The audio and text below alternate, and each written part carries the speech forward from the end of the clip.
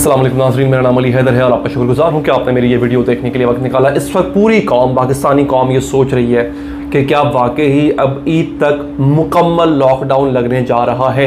कल तक, बल्कि जब तक लोगों ने ये वीडियो नहीं देखी होगी जो मैं बना रहा हूँ अभी, यही खबरें थी कि अब लॉकडाउन लगेगा, पूरे मुल्क में लगेगा और शाम 6 बजे के बाद तमाम दुकानें, पहले तो था ना ग्रॉसरी की दुकानें भी खुली रहेंगी, और ये था कि जनाब जो ये दूध की, दही की, फ्रूट की, सब्जियों की दुकानें, गोश्त की दुकानें, पहले ये भी 6 बजे के बाद तक खुली रहती होती थी। सिर्फ जो गैर ज़रूरी दुकानें थी वो बंद कर दी जाती थी। लेकिन अब ये फैसला सामने आया कि जनाब अब सब बंद होगा।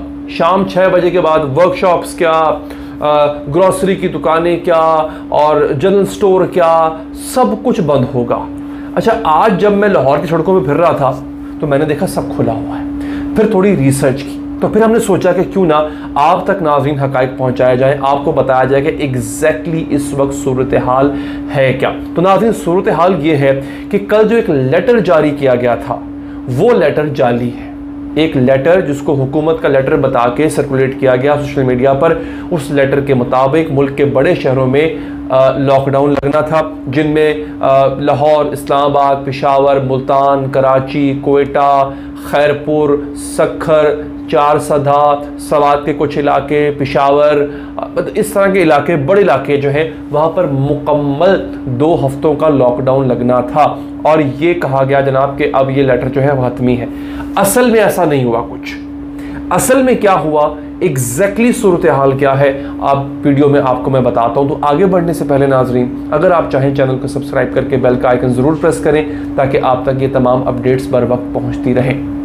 अब असल में नाजरीन ये होने जा रहा है कि बेसिकली इन शहरों में इस तरह का लॉकडाउन लगाने की तजवीज़ मांगी गई थी।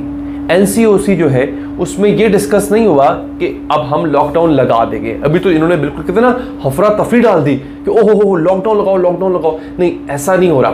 फिलहाल NCOC ने नाजरीन तजावीज़ मांगी है कि भैया हमें लॉकडाउन क्या लगा देना चाहिए, क्या हम अफोर्ड करते हैं कि अभी हम लॉकडाउन लगा दें, अगर हम लॉकडाउन नहीं लगाते हैं तो फिर क्या होगा। ये तमाम चीज़ें जो है वो आज की, कल की जो मीटिंग हुई थी उसमें प्रपोज की गई थी, बताई गई थी। हुआ क्या, किसी ने सोशल मीडिया पर फेक लेटर बनाया।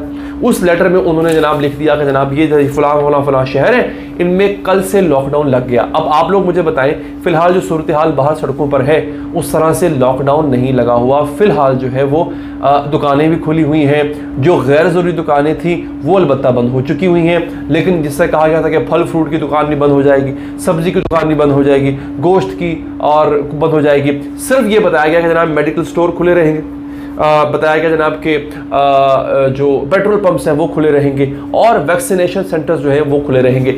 ये तजवीज़ दी गई है NCOC के अंदर, इस पर अभी बात चल रही है। एग्जैक्टली ऐसा होना तय नहीं पाया है। लेकिन नाज़रीन, अब आते हैं दूसरे असल मुद्दे पे।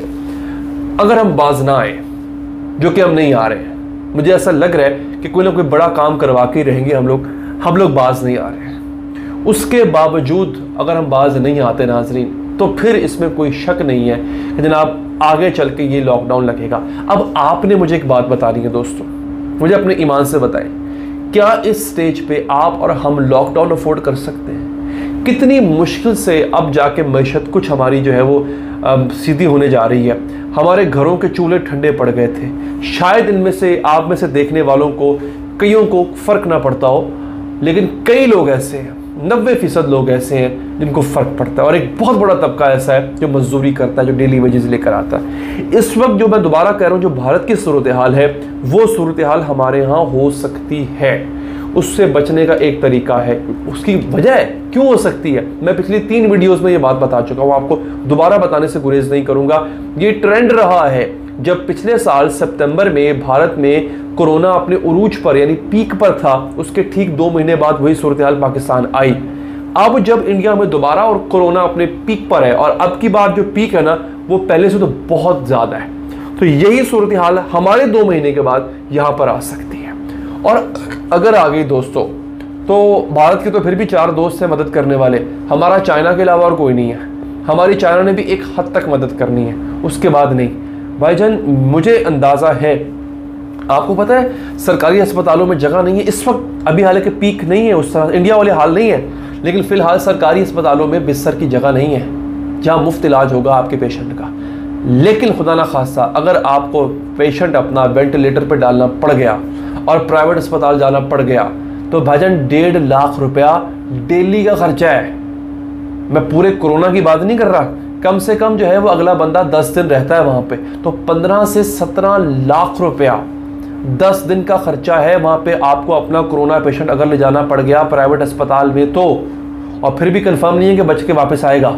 मैं अफोर्ड नहीं कर सकता भाई, मेरा ख्याल है कोई भी मिडिल क्लास बंदा जो है वो अफोर्ड नहीं कर सकता। और ये भी जो है वो कंफर्म बात होती है कि जो उस आईसीयू में जो आप किसी बंदे को भेजते हो ना, जब प्राइवेट हो या सरकारी हो, उसका जो अटेंडेंट होता है उसको भी कोरोना होता ही होता है। मेरे साथ ये हो चुका है, मेरा कोरोना एक दफ़ा नेगेटिव आया, मेरी वालदा को कोरोना हुआ, उनको हमें आईसीयू में शिफ्ट करना पड़ा, और फिर आईसीयू में शिफ्ट करने के बाद मुझे दोबारा कोरोना हो गया, मेरे भाई को भी हो गया। तो ये सूरत हाल है कि आपने भजन इससे बचना है।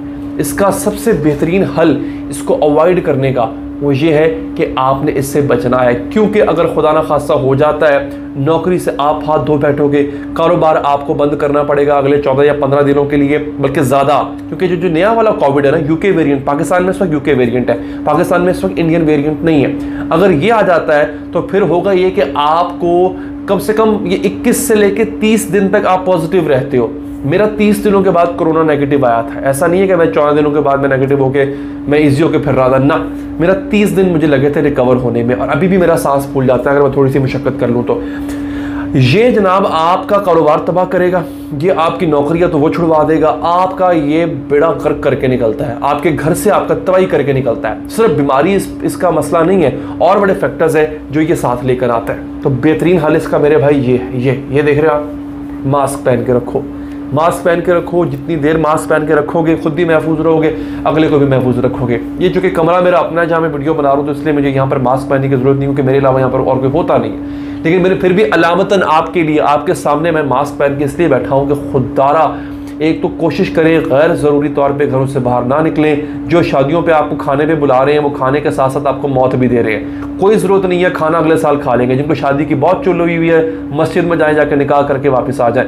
कोई ज़रूरत नहीं है बड़े बड़े फंक्शन करने की, कोई ज़रूरत नहीं है इनके बड़े बड़े फंक्शन में जाने की। खुदारा गैदरिंग से गुरेज करिए, मेरी आपसे अपील है, क्योंकि अगर कोरोना हो गया, सरकारी अस्पताल में जगह नहीं है, प्राइवेट अस्पताल आप अफोर्ड नहीं कर सकते, एड़ियाँ रगड़ रगड़ के लोग मर जाते हैं सड़कों पे। भारत में ये तो मसला हो रहा है कि अस्पतालों में जगह नहीं है, प्राइवेट अफोर्ड नहीं कर सकते, लोग वहीं पे एड़ियाँ रगड़ रगड़ के मर रहे हैं। तो प्लीज़ अपना ख्याल रखिएगा। मेरी बात और वीडियो अगर पसंद आई हो लाइक ज़रूर कीजिएगा, फीडबैक देने के लिए कमेंट कीजिएगा, और आखिर में एक दफ़ा फिर अगर आप चाहें चैनल को सब्सक्राइब करके बेल का आइकन ज़रूर प्रेस करें। मुझे दीजिए इजाज़त, अल्लाह ने के बाद।